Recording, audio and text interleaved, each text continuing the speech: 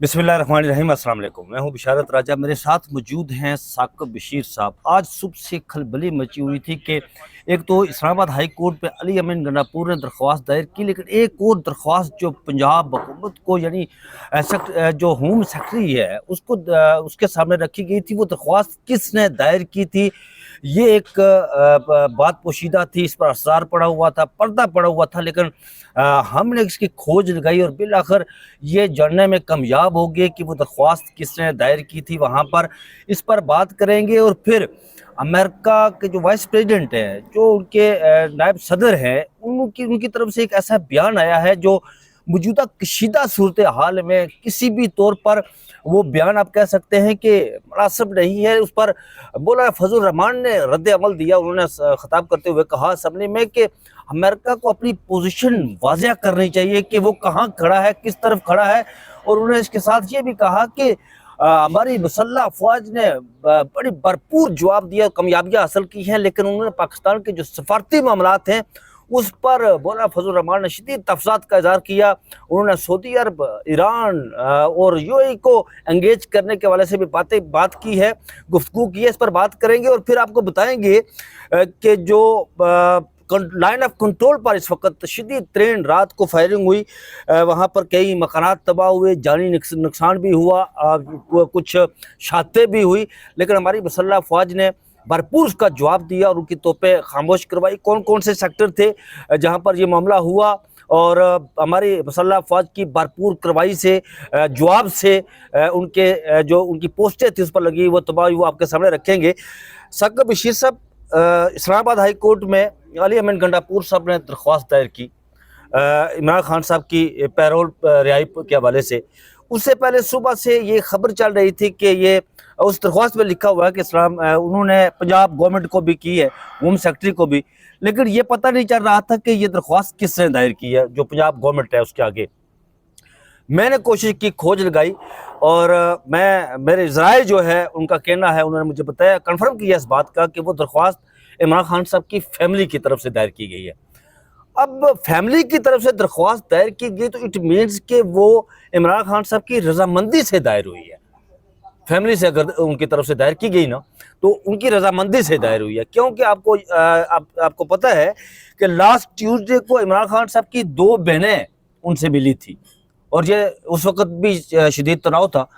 तो क्या कहते हैं आपके जो इस्लामाबाद हाई कोर्ट में दरख्वास्त दायर हुई है इस पर, और पंजाब हुकूमत की तरफ से तो कार्रवाई नहीं हुई उस पर? शदीद तनाव कहाँ पे शदीद तनाव ये जो हिंदुस्तान और पाकिस्तान की बॉर्डर एरिया पे, अच्छा, ये उसी बीच में मुलाकात हुई थी ना। ये अडियाला जेल के बाहर भी शदीद तनाव था। हालांकि जो जिस तरह की सूरत हाल है, जिस तरह की यूनिटी और यकजहती की ज़रूरत है, इसमें जो वो अपने सारे इख्तलाफात भुला कर और जो रूटीन में बहुत सारे लोग तनकीद भी करते होते हैं, सारी चीज़ें भुला कर एक यूनिटी तनकीद जो है वो और यकजहती की ज़रूरत है, तो उसमें हुकूमत वक़्त को भी अपना हिस्सा डालना चाहिए। और हमें ये जो है वो हम कहने पर मजबूर नहीं करना चाहिए कि हम कहें कि एक जो है वो तनाव जो है पाक भारत दो मुल्कों के दरमियान है और एक तनाव जो है वो अडियाला जेल के बाहर हमें नजर आता है और गैर ज़रूरी तनाव है, उसकी कोई जस्टिफिकेशन नहीं है। और फेडरल गवर्नमेंट हो, पंजाब हुकूमत हो, वो आप KPK के वज़ीर आला को रोक रहे हैं या उनकी फैमिली को रोक रहे हैं, तो कोई इसकी ज़रूरत नहीं है कि वो जाएं। दूसरी बात, जो मेरे ज़राए हैं वो आपसे थोड़े से मुख्तलिफ हैं। अच्छा, आप बताएं। ज़राए आपस में टकरा रहे हैं। अच्छा, मेरे ज़राए ये कहते हैं कि पंजाब हुकूमत को भी जो दरख्वास्त दी गई है वो अली अमीन गंडापुर के जरिए ही दी गई है। अच्छा, उसकी एक वजह मैं आपको बताऊं कि इस्लामाबाद हाई कोर्ट में दरख्वास्त जो टेक्निकली और लीगली जिसकी तरफ से दायर होनी है वो उसी की तरफ से दायर होगी जिसने पंजाब हुकूमत को दरख्वास्त दायर दी है। मतलब पंजाब हुकूमत को अली अमीन गंडापुर साहब ने दरख्वास्त दायर की है अपने वकला के जरिए होम मिनिस्ट्री और महकमे दाखिला पंजाब को और जो उनकी जो पैरोल कमेटी है उनको, कि इमरान खान साहब को पैरोल पर रिहा किया जाए।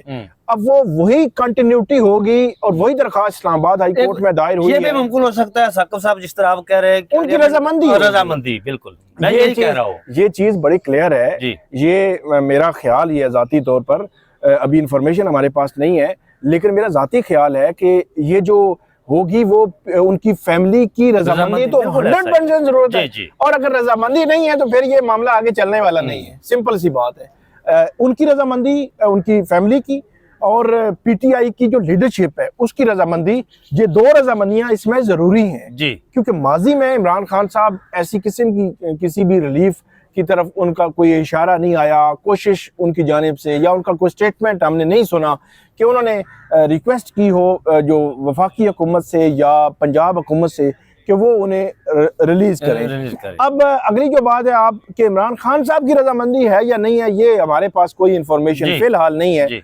वो जो उनकी फैमिली से मुलाकात हुई थी, हो सकता है उन्होंने कोई बात की हो और उसमें उन्होंने रजामंदी ली हो और खामोशी से, जिस तरह आज सुबह दरखास्त दायर हुई है, जिस दरखास्त को हवा भी नहीं लगने दी गई। मतलब ये है कि पंजाब हुकूमत में अगर बहुत ही, अगर आप कहें ना कि आखिरी लम्हात में दरखास्त दायर हुई है तो आज से पहले कल जो है दरखास्त दायर हुई होगी कि पैरोल पर रिहा किया जाए या कम से कम परसों खबर भी बाहर नहीं आई, खबर बाहर नहीं निकली। और आज अचानक जो है वो अली अमीन गंडापुर समेत सारी क़यादत पहुंच गई जनाब वहाँ पे इस्लामाबाद हाई कोर्ट में और उन्होंने वहाँ पे फिर दरखास्त दायर की। उसके बाद मीडिया टॉक की, मीडिया टॉक तक जो है वो सारे जो रिपोर्टर्स ये समझ रहे थे कि अली अमीन गंडापुर की जो मुलाकात नहीं करवाई गई, वो अपनी मुलाकात के लिए जो है वो उन्होंने कोशिश कर रहे हैं, दरखास्त जो है वो लेकर आए हैं। साकिब साहब यहाँ पर एक सवाल और पैदा होता है, हम इसको लीगली पॉइंट ऑफ व्यू से देखते हैं। लीगली पॉइंट ऑफ व्यू से आपको याद होगा कि जब नवाज शरीफ साहब जब बीमार हुए थे तो इस तरह की दरख्वास्त दायर की गई थी इस्लामाबाद हाई कोर्ट में, और फिर इस्लामाबाद हाई कोर्ट ने पंजाब हुकूमत, उस वक्त वहाँ पर उस्मान बुज़दार की हुकूमत थी, उन्हें कहा था कि ये बताया जा रहा है कि पैरोल पर जो रिहाई है ये टोटली एग्जीक्यूटिव का इख्तियार है। इस्लामाबाद हाई कोर्ट इस तरह की इंस्ट्रक्शन दे सकती है उन्हें वहाँ पर कि मुल्क की हालात ठीक नहीं है, यकजहती की जिस तरह आपने बात की है इस हवाले से। और फिर आज सुबह एक और हिंट्स हमें मिला कहीं से कि ये उनकी मर्जी और तायद के बगैर मुमकिन नहीं हुआ। नहीं, ये तो बिल्कुल बात जो है वो ठीक है, आप ठीक कह रहे हैं। ये कि उनकी मर्जी के बगैर नहीं हो सकता, वो एग्जीक्यूटिव पंजाब हुकूमत का इख्तियार है। जो आपने पूछा कि इस्लामाबाद हाई कोर्ट क्या कर सकती है, तो इस्लामाबाद हाई कोर्ट ये कर सकती है कि एग्जीक्यूटिव के पास इख्तियार है, वो इनकी दरख्वास्त को डिसाइड करेंगे। फ़र्ज़ करें वो कहते हैं कि नहीं पैरोल पर रिहाई दे रहे हम, लेकिन इस्लामाबाद हाई कोर्ट पंजाब हुकूमत को बुलाकर सुन सकती है, पूछ सकती है। लेकिन जिस किस्म के हालात हैं, जिस किस्म की सिचुएशन है, मेरा नहीं ख्याल कि किसी ग्रीन सिग्नल के बगैर इमरान खान साहब की पैरोल पर रिहाई हो सकती है। वो पंजाब हुकूमत से हो, वो हो इस्लामाबाद हाई कोर्ट के किसी ऑर्डर से हो, वो जो है वो मुमकिन नहीं है। ये मेरे सामने खबर है सितंबर 12 की 2018, ये पीटीआई की गवर्नमेंट आई थी तकरीबन जुलाई अगस्त में, और 12 सितंबर 2018 को जो कुलसूम नवाज हैं, जो वाइफ हैं नवाज शरीफ साहब की, और मरियम नवाज उनकी वालिदा हैं, वो उनका इंतकाल हुआ था। तो उस इंतकाल पर जो पंजाब हुकूमत ने नवाज शरीफ साहब को, मरियम नवाज और कैप्टन रिटायर्ड सफदर, उनकी जो पैरोल पर रिहाई है वो की गई थी। और मेरे ख्याल में 3 दिन थे या 5 दिन थे, अब मुझे नहीं 12 दिन थे, 12 मुझे याद है। तो 12 दिन जो है वो रहे थे वहाँ पे, ताज़ियत के लिए लोग आते रहे और सारा सिलसिला जो है वो चलता रहा। तो एक और बात जो मेरे ज़राए बता रहे हैं कि वो ये कहते हैं कि जो ये पैरोल पर रिहाई मांगी गई है, ये उसी 2019 के जो नज़ीर है ना, जो मिसाल उसी की नज़ीर दी गई है कि माजी में पंजाब हुकूमत ने एग्जीक्यूटिव इख्तियार इस्तेमाल किया है इस तरह पैरोल पर रिहाई का, और वो 2019 में जो हम बात कर रहे हैं वो सर्कमस्टांसेस थे कि उनकी वाइफ की डेथ हुई थी। अब के सर्कमस्टांसेस में पीटीआई यकीनी तौर पर उनके जहन में होगा कि इस सिचुएशन में जहाँ पे वो बात ये कर रहे हैं, क्योंकि मोदी गवर्नमेंट के खिलाफ इमरान खान बोलते रहे हैं, तो उन पर ये खदशा है कि मुख्तलिफ जगहों पे अटैक्स हुए हैं, तो कहीं अडयाला जेल पर भी अटैक ना हो जाए, और इमरान खान की सिक्योरिटी बहुत जरूरी है, और ये उनके मेन ग्राउंड। एक साकिब साहब थोड़ा सा मैं ये इस पर भी आपका पॉइंट ऑफ व्यू लूंगा मैं। ये जो 22 अप्रैल से लेकर आज तक जो कुछ मामलात हुए पाकिस्तान हिंदुस्तान के बीच में, ड्रोन अटैक हुए, मिसाइल अटैक हुए, पाकिस्तान ने भरपूर मुकाबला, हम तो कहते हैं कि हमने भरपूर दफा किया अपना, हमने उस तरह का वो अभी तक हिंदुस्तान को उस तरह, जिस तरह हमारे DGI SPR कहते हैं कि वक्त, तारीख, मुकाम का तयन हम खुद करेंगे। लेकिन कहीं ना कहीं आपको लगता है कि इस सारे मामले में जो हुकूमत पाकिस्तान मौजूदा सेटअप है, कहीं ना कहीं उन्होंने, जिस तरह आज मौलाना फजल रहमान साहब ने भी ये बात की है कि सफारती मार्ग पर उन्होंने नाकामी दिखाई और स्टैब्लिशमेंट को यह अदराक हुआ है कि कहीं ना कहीं कोताही कमी इस हुकूमत से हुई है। नहीं, मेरा नहीं ख्याल कि इस लेवल पर गवर्नमेंट साइड से या किसी और तरफ से कोई ऐसी खबर आई हो, कोताही हुई है या इस किस्म की, क्योंकि सब कुछ मुशावरत से हो रहा है। मौलाना जो बात कर रहे हैं वो ये कह रहे हैं कि कमी रही है, जो सफारती महाज पे हमें जो कुछ करना चाहिए था वो उतना नहीं किया गया जितना करना चाहिए था। नहीं, उसकी वजह है ना साकिब, उसकी वजह ये है कि अब सारे मामलात में देखिए इस वक्त तक सिर्फ तुर्की एक ऐसा मुल्क है जिसने, तुर्किया एक ऐसा मुल्क है जिसने खुलकर हिंद की जारियत की मजम्मत की और पाकिस्तान का साथ देने का कहा है। बाकी अभी किसी तरफ से सफारती कोशिशें जारी हो रही हैं। आज सऊदी अरब का डेलीगेशन आ रहा है, मेरे ख्याल में उनका जो नायब वज़ीर ख़ारजा है वो आ रहे हैं, वो हिंदुस्तान गए हुए थे। यूएई खामोश है, कतर खामोश है, ईरान ने बात की है, लेकिन उस तरह की एक्टिविटीज़, सरगर्मियाँ देखने को नहीं मिली। शायद इस वजह से मौलाना ने ये बात की हो। हाँ, ये भी है कि ज़्यादा से ज़्यादा इंगेज किया जाए। जो इंटरनेशनल कम्युनिटी है, सफारती महाज पर जो है वो भरपूर किस्म के पाकिस्तान का केस जो है वो पेश किया जाए, वो मौलाना का यही कहना था।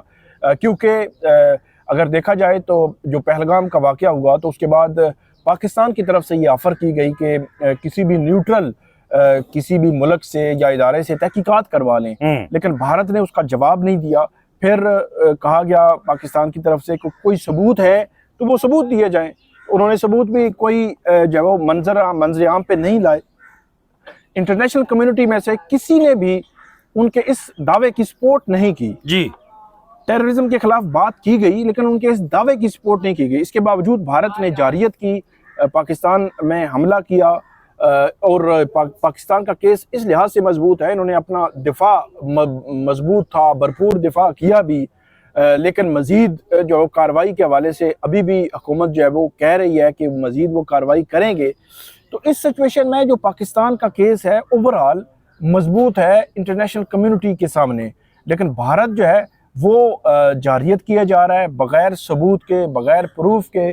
उसने पाकिस्तान में सिविलियंस को निशाना बनाया, जो सिविलियंस की आबादी लोग शहीद किए गए, जी, उनको निशाना जो है बनाया है। तो इस लिहाज से वो बात तो ठीक कर रहे हैं। और दूसरा, यूनिटी बहुत लाजिम है, यूनिटी बहुत ज़रूरी है। इमरान खान साहब की जो दरख्वास्त है पेरोल की, उसमें भी यही कहा गया है कि उनको आप रिहा करेंगे तो उनके मिलियंस फॉलोअर्स हैं, वो यकीनी तौर पर इस यकजहती को मजीद मजबूत करने का जो खबर मैंने इंट्रो में डिस्कस की थी कि नायब अमेरिकी सदर JD वैंस का कहना है कि भारत ने पाकिस्तान पर हमला किया। भारत ये बात वो मान रहे हैं। पाकिस्तान ने उसे जवाब दे दिया, हम पाक भारत जंग में मुदाखलत नहीं करेंगे क्योंकि इससे हमारा कोई लेना देना नहीं है। अमेरिकी न्यूज़ चैनल फॉक्स न्यूज़ को इंटरव्यू देते हुए उनका कहना था कि हम जनूबी एशिया में दोनों पड़ोसी मुल्कों के माबैन कशीदगी कम कराने के लिए काम सफारती राहदारियों को इस्तेमाल कर रहे हैं, ताहम जंग में बराह रास्त दखल नहीं देंगे। पाकिस्तान और भारत के दरमियान जोहरी जंग नहीं होनी चाहिए, ऐसा हुआ तो ये पूरी दुनिया के लिए तबाहकुन होगा। उन्होंने कहा कि हम दोनों ममालिक में कशीदगी कम करवाने के लिए काम कर रहे हैं, ताहम इस वक्त पाकिस्तान और भारत के दरमियान एटमी जंग का अमकान नहीं। ये बात भी उन्होंने की है। इसी बात को लेकर मौलाना फजल रहमान साहब ने भी कहा कि अमेरिका को अपना जो वाज़ेह पोजीशन लेनी चाहिए, वो इस तरह का उन्हें बयान नहीं देना चाहिए कि वो वाज़ेह पोजीशन नहीं ले रहा और हिंद की वो तरफदारी कर रहा है। बिल्कुल, मौलाना ठीक बात कर रहे हैं कि अमेरिका को जो है वो, जब पाकिस्तान का केस मजबूत है, बग़ैर सबूत के हमला किया गया, पाकिस्तान के अंदर हमला किया गया जी, और पाकिस्तान ने अभी तक भारत के अंदर जाकर ऐसा कोई हमला नहीं किया। अगरचे जो सिक्योरिटी भारतीय फोर्सेज हैं, भारतीय वज़ारत दिफा या उनका मीडिया झूठ बोल रहा है, जो झूठ बोल रहा है या दावे जो है वो कर रहे हैं, तो इस तनाजुर में यकीनी तौर पर उनको जो अपना रोल है वही अदा करना चाहिए, ना कि जो है वो कह रहे हैं कि हम जो है साइड लाइन हो जाएंगे। लेकिन मैं देख रहा हूँ कि जो अमरीकी हैं उनके मुख्तलिफ चेहरे हमें नज़र आ रहे हैं। हाँ, JD वैंस जो है उन्होंने पहले भी एक स्टेटमेंट दी थी, इस हमले से पहले भी, वो भी काफ़ी कंट्रोवर्शियल हुई, उसकी बड़ी तनकीद हुई, अब भी स्टेटमेंट दी है। लेकिन दूसरी जानिब हम देखते हैं कि अमरीकी वज़ीर ख़ारजा मार्को रूबियो जी, वो जो है वो रात को भी और अभी भी ये खबर आई है कि उनका जो दोनों ममालिक के जो लोग हैं उनसे रब्ता हुआ है और वो काम से रब्ते में है। अमेरिका अभी भी कह रहा है कि हम रब्ते कर रहे हैं, तो बिहाइंड द सीन यकीनी तौर पर कुछ ना कुछ तो चल रहा होगा। ये जो रात को शेलिंग हुई, बारी तोप खाने से फायरिंग की गई, इसमें हमारे दोस्त सोहेल रशीद साहब का घर भी तबाह हुआ। सोहेल रशीद साहब को हौसले बुलंद है जी। उनका कहना है सोहेल रशीद साहब का कि वो रात को यही सोचकर कहते हैं कि हमने तबाह कर दिया, लेकिन जब सुबह देखते हैं कि वहाँ पर ज़िंदगी रवां दवां है तो फिर उनकी मौत हो जाती है। और रात को हमारी अफवाज ने भरपूर मुकाबला किया है। कई सेक्टर जो है, कैलर सेक्टर में डोबा मोर पोस्ट, बटालियन हेडक्वार्टर सूजी और पीरकांती सेक्टर में जबार एंड तरखियाँ कम्प्लेक्स मुकम्मल तौर पर तबाह हुआ है। उसके साथ पाक फौज ने हाजी पीर सेक्टर में भारतीय फौज की रिंग जो पोस्ट थी वो तबाह की है। इसके साथ कैलर सेक्टर में दुश्मन की मैरी पोस्ट खालसा टाप, जबकि रख चक्री सेक्टर में दन्ना टाप और माउंट पोस्ट भी तबाह की गई है।